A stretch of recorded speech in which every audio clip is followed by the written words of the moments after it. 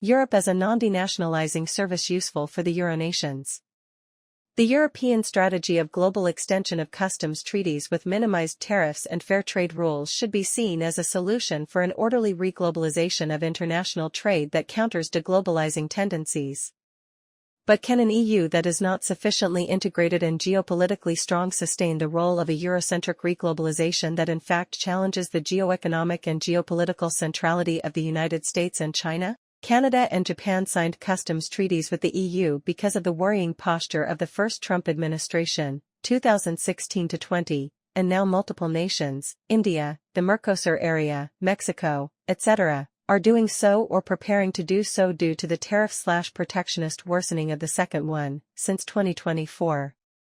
To this must be added the position of many nations of the so-called Global South not wanting to depend too much on conditioning actions from China.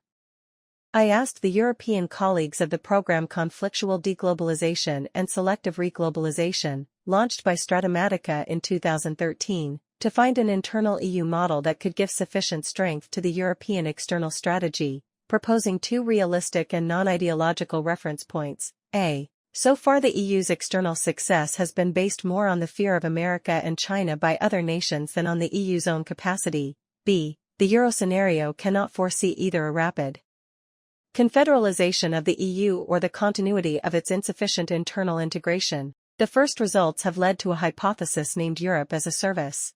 That is, the EU as a service implying a thematic intensification of the functionalist method, which was successfully used from 1957 to 1992 to structure the European community before the Union, for increasing intra-European cooperation without excessively reducing national sovereignties.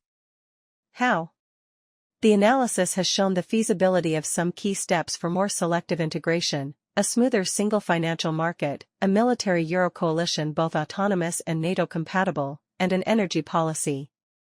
The research is now assessing the usefulness for each nation of such selective integration, less than a union, but much more than an alliance, in order to argue for the acceleration of a non-desovereignizing functionalist method. But it has also emerged that the functionalist method can be extended to converging non-EU nations in selected sectors. In short, the EU can be a multiplier service of security and wealth not only for internal nations but also for external ones. And such a vision could be a precursor for configuring a G7 more inclusive of other democracies, projecting at least a G12 with a scale capable of becoming a reglobalizing center. Fantasy politics that underestimates Euronationalisms? No, a search for feasible options to bring the prophecy and the strategic scenario toward an optimistic and open horizon, countering the pessimistic one of retreat into closed and short systems. Italy? What is expressed here would facilitate its global economic projection.